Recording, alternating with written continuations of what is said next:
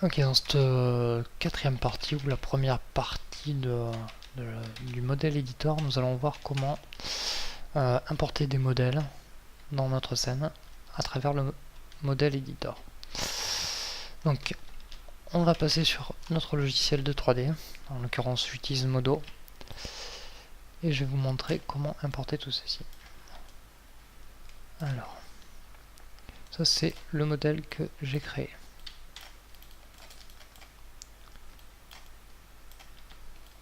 Voilà, tout simplement. Ce que je vais faire, c'est que je vais l'importer. Je vais l'importer en Collada. Enfin, l'exporter, pardon. Exporter en Collada. Donc je vais le faire dans le Fantasy Demo Res bâtiment. À savoir que Fantasy Demo Res est mon pads. Vous pouvez en créer d'autres, bien sûr. Quand vous créez votre jeu, vous mettez plutôt dans Your Game, My Game. Voilà. Et que vous pouvez renommer, bien sûr. Mais là, pour des raisons de facilité, je le mets là-dedans. Bâtiment 2, je le mets en Collada. 1.4.1, j'enregistre. Voilà. Alors, il fournit avec le Big World Engine 3 façons de convertir les Collada. Soit vous avez le Collada Converter qui fonctionne en ligne de texte pour beaucoup de choses, mais pas pour tout. Soit vous avez un exporteur pour Maya ou un exporteur pour 3ds Max que vous trouvez tout simplement dans Big World Tools Exporter. Et vous avez tout cela. Ça fait jusqu'à la version de 2010. Vous pouvez trouver la version de 2011 sur le forum. A savoir que le Collada Converter qui est ici ne se trouve que sur le forum. Il a un pads qu'on va aller voir de suite et il faut vraiment qu'il soit juste, sinon ça va pas bien marcher. Donc on l'ouvre. Voilà. Donc c'est tout simplement les pads de mes fichiers de ressources Fantasy Demo et Big World. Ce que vous allez faire maintenant, c'est récupérer, alors créer deux fenêtres d'explorateur qui vont être bâtiment je n'existe pas, comme ça, hop là. Voilà. Alors, sur votre dé, vous allez dans Big World ND. Il faut toujours poser vos Collada à l'endroit où ils vont être transformés. Donc c'est dans Fantasy Demo Res Bâtiment. Voilà, le Collada est ici, vous le prenez. Alors moi j'ai fait en sorte que ça se fasse automatiquement ici. Hop là, sans passer par des lignes de commande. Et voilà. Et votre bâtiment apparaît ici. Vous n'avez plus qu'à lancer le modèle editor. Donc dans le Big World Engine, ici, modèle editor. Alors c'est un modèle editor, tout ce qui est de plus classique, vous allez voir. Voilà. Vous avez un sol sur lequel vous venez poser un modèle. Donc votre modèle ici a été fait, c'est le visuel que vous voyez ici et le modèle que vous voyez là. Vous allez juste aller le chercher, donc il s'appelle bâtiment, vous allez dans modèle, et il apparaît ici, bâtiment 2 modèle. Vous voyez, vous l'ouvrez, et vous l'avez en blanc, ce qui est normal parce que la texture ne se met pas automatiquement avec ce système là. Donc vous avez juste à récupérer ici le diffuse map, hop, et vu qu'il est là, à le récupérer, et il se pose automatiquement, voilà. Vous n'avez plus après qu'à enregistrer.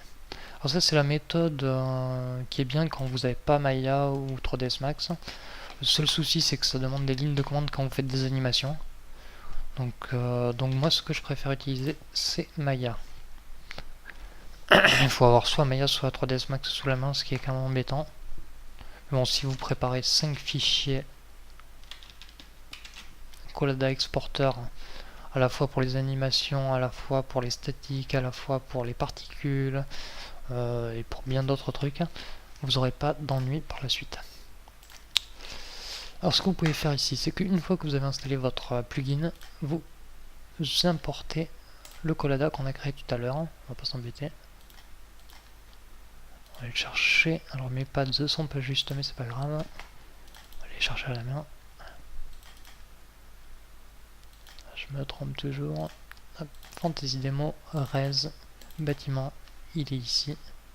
Bâti 2. Ici, le code là, bâtiment 2. On l'ouvre. On fait pas attention à l'erreur qui est un problème dû à mes lumières. On vérifie que la texture est bien posée. Voilà, la texture est bien posée. On sélectionne notre mèche et on exporte la sélection qu'on va aller poser sur bâtiment et qu'on va appeler tout simplement bâtiment Maya pour voir les différences. Il n'y aura pas de grosses différences, vous comprendrez. Alors visuel, vous restez en visuel, en animation si vous voulez faire une animation tout simplement. Vous gardez les matériaux existants, vous mettez en statique parce qu'il n'y a pas d'animation dessus, toujours pareil. Voilà, tout simplement. Et si vous avez besoin de créer une particule, vous le faites ici, enfin tout simplement. Ok. Votre modèle a été exporté, on vérifie quand même. Ici, voilà, il est là. À savoir qu'il a créé aussi un DDS, si jamais vous préférez utiliser un fichier DDS pour la texture. Alors le DDS il n'est pas celui-ci en réalité, parce que bon, vous allez comprendre pourquoi. Vous faites Asset, bâti, hop là, vous rechargez, vous l'avez ici, bâtiment Maya, et il a créé un DDS qui est rouge, parce que mes pads ne sont pas bons, mais c'est pas très grave, vous pourrez comprendre comment ça fonctionne quand même. Hop là. On va chercher notre texture, vous voyez, le pad c'est pas bon, il va chercher ça dans point bâtiment, il n'y a pas de point normalement, voilà, tout simplement. Et bien, c'est nickel, on a notre truc, on peut essayer aussi le DDS, remarquez. Voilà, et le DDS ça fonctionne aussi. Voilà, c'est importé, on sauve, on passe sur le World Editor rapidement pour poser le terrain, le bâtiment. Et là, dans vos assets, sans avoir besoin de recharger quoi que ce soit, vous récupérez votre asset editor, votre asset browser, vous restez en modèle ici, et vous cherchez le bâtiment. On va prendre le bâtiment Maya, modèle. On le prend et on le jette. Voilà, alors il est tout petit, c'est pas grave, on va l'agrandir, simplement avec Alt. Voilà, allez, on y va. Ça va être long et fastidieux. Voilà. Alors, il me semble d'être de bonnes proportions. Alors là, on se retrouve collé au terrain, effectivement, mais avec des problèmes. Donc ce qu'on va faire, c'est qu'on va se mettre en mode free. On va récupérer notre terrain et on va modifier le average. Et on va aplanir cette zone. Voilà, tout simplement. Une fois que c'est fait, on passe en mode objet, on récupère notre objet et on se met en terrain. Donc on le bouge et hop, il vient se coller. C'est super rapide. On va le faire pivoter pour qu'il soit dans la pente. Voilà. Notre modèle est posé, nickel. Voilà, on se retrouve dans la troisième partie pour les particules.